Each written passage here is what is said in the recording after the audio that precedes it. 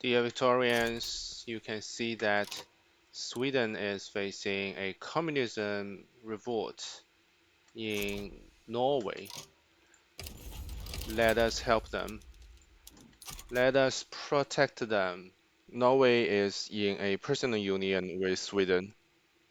Accept it. Now both Sweden and Norway are our protectorates. Historically, up until the time of Peter the Great, Sweden was actually the master of Northern Europe. And then they fought um, a prolonged war called, I think, Northern War with Russia. Um, and eventually, Russia turned out to be the victor of this conflict, and Sweden basically withdrew from the competition for uh, the hegemony of Northern Europe. And gradually, Russia also tried to subjugate Finland. We have annexed Finland at this point because they just constantly went into civil wars, I mean, the local revolt. But as you can see, um, I mean, currently this is where Finland is, and the capital of Russia used to be in here, in St. Petersburg, and the Gulf of Finland is where is what I would say Russia used as a excuse to go to war with Finland because they claim that it's too close to St. Petersburg, their capital, and uh, not having control over Gulf of Finland, they cannot defend their capital very effectively.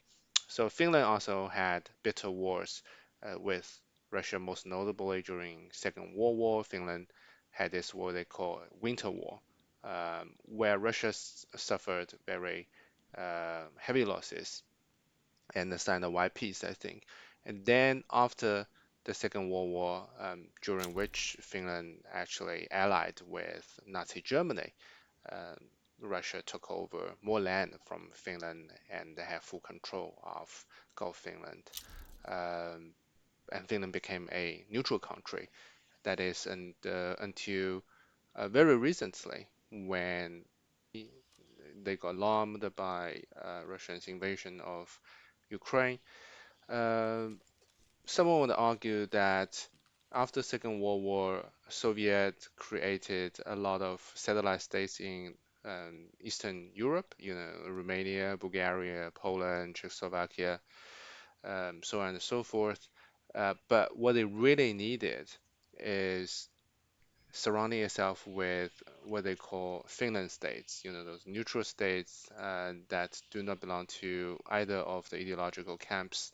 They would have been better off with that rather than creating a bulwark that increasingly became a resources sucker on Soviet Union and eventually lead to its collapse, which has, I think, certain elements of truth.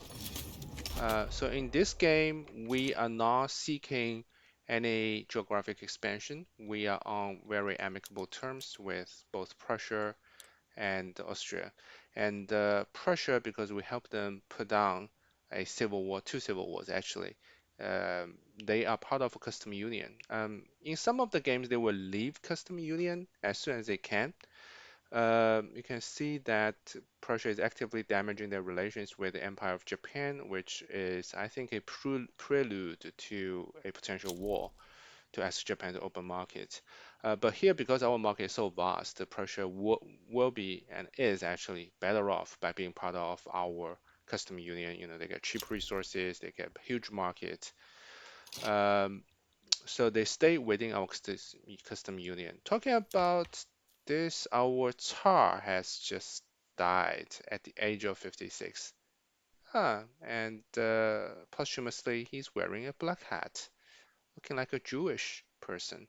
Um, the new Tsar, Peter Romanov, represents industrialist and is a jingoist, and he's, I think, still a kid. Information. 10. He's 10. And I don't know who does he have a region?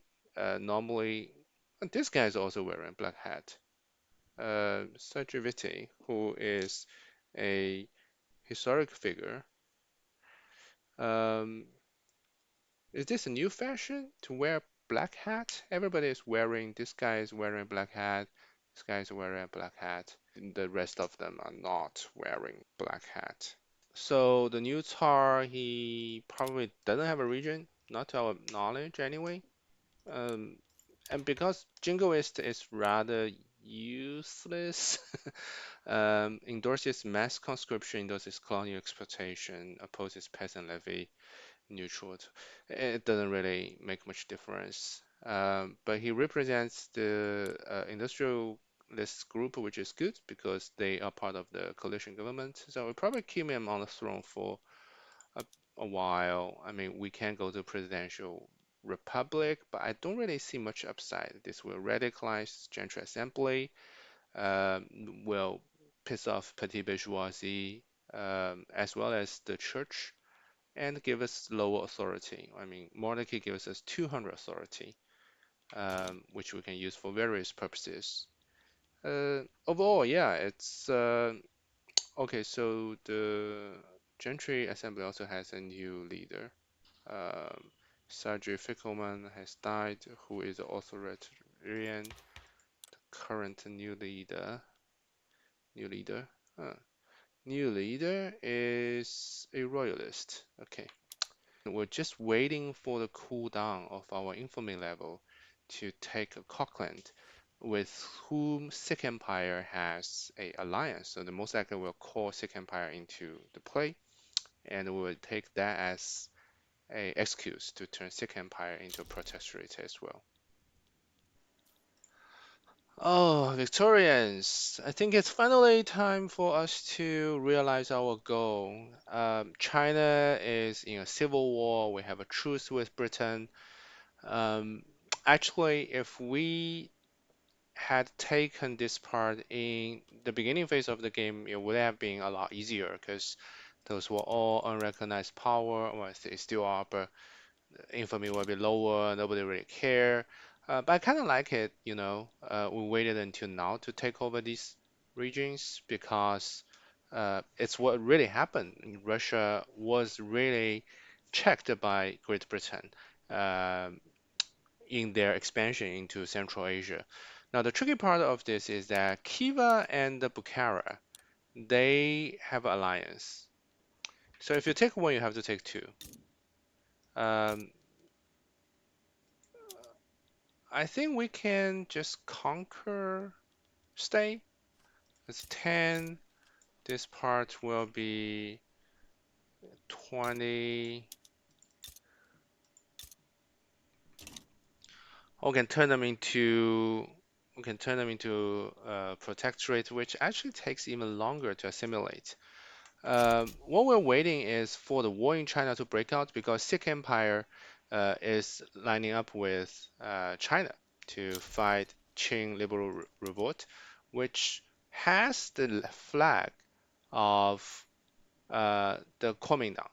So I wish I had, like what it takes to offer them something, but we don't.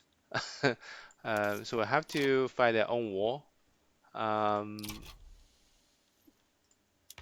How is our living standard doing? Our living standard, actually, it's not that bad. Not that bad.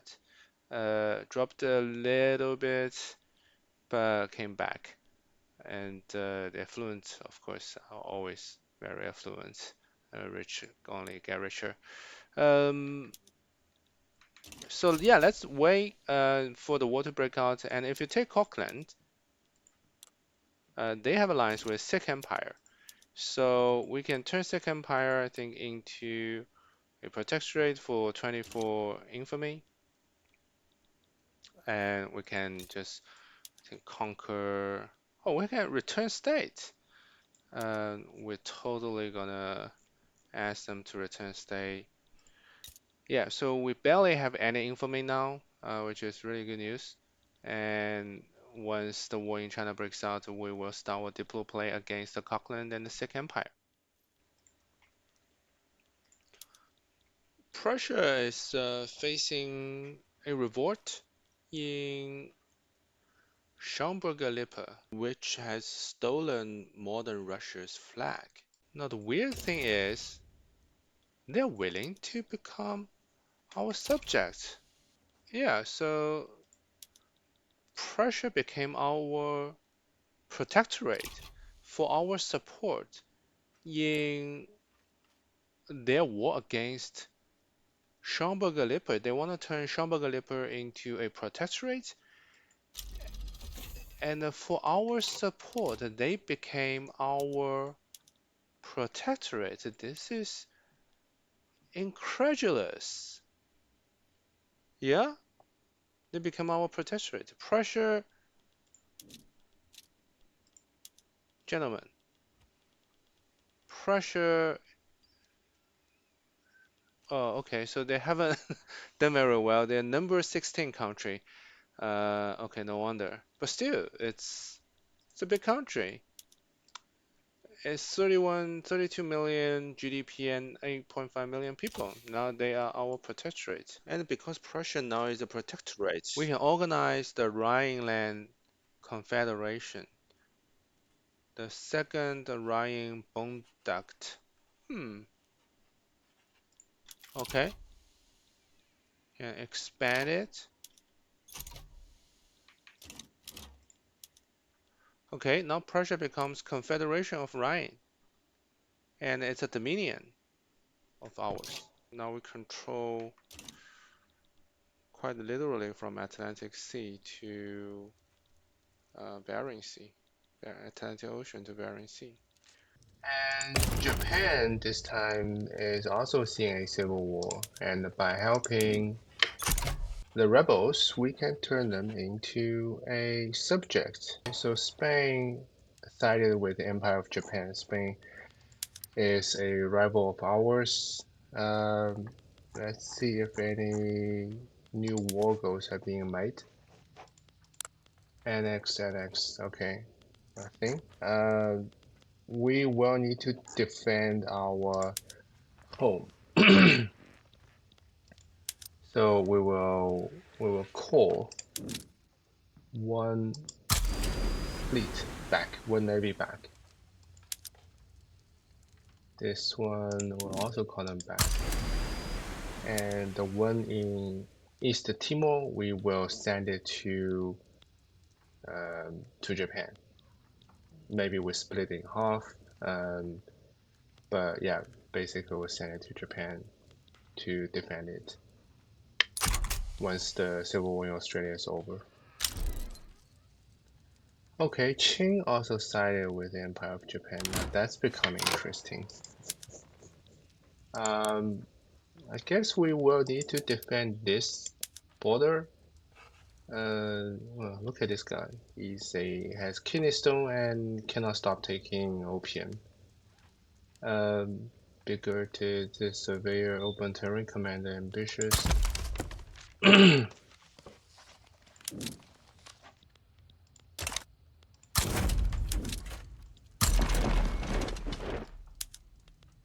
We will just defend our border with China. And I guess we will need to send more forces to Japan just in case.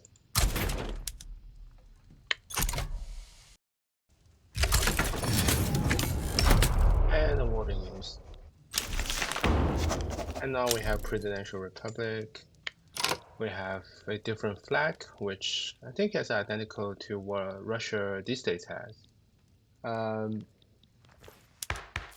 Of course, we will be moving towards workers' protection, which currently has a 0% chance of being enacted because workers have very little political representativeness in our country.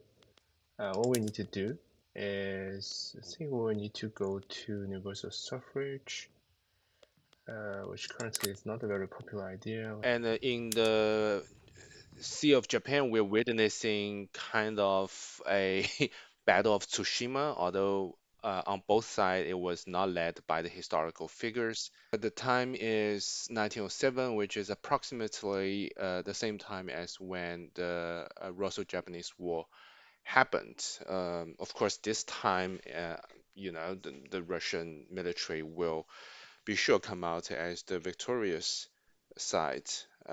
Just look at the numbers. We have 60 offense and they have 19 defense. And for every casualty of Russian soldier, there will be 10 times of Japanese casualty.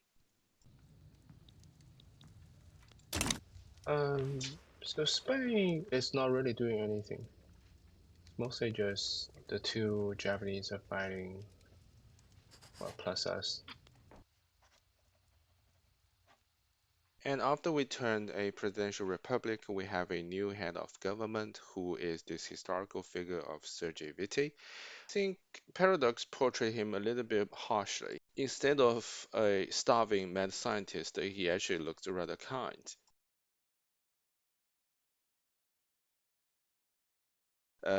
He served as the first prime minister of Russian Empire, replacing the Tsar as the head of government. A very capable figure, he oversaw the draft of October Manifesto, which gave rise to Russian domestic reform. He um, designed the first Duma, the Congress of Russia. He was behind the industrialization of Russia, etc., etc. And this war turns out to be a lot harder, a lot more strenuous than we had expected. It's basically us fighting Spain plus China plus Japan, and we have two other like local rebels in Canada and Australia, respectively. But I think finally it's time for us to start pushing. We're enjoying advantage, and now we're ordering all of generals to advance the front going forward. And Russian Navy continue to butcher the enemies. And we have fully occupied the Empire of Japan. I think they will capitulate very quickly. King has been forced out.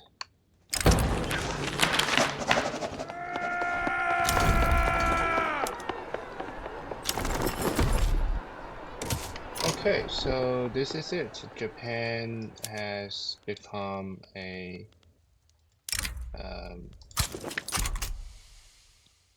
protectorate of ours. We reduce their autonomy level, and now next step is for us to consolidate Central Asia. I know we have been talking about this for a very long time, but trust me, this time finally we're gonna do that. It's just not in this episode, we're gonna do it in our next episode.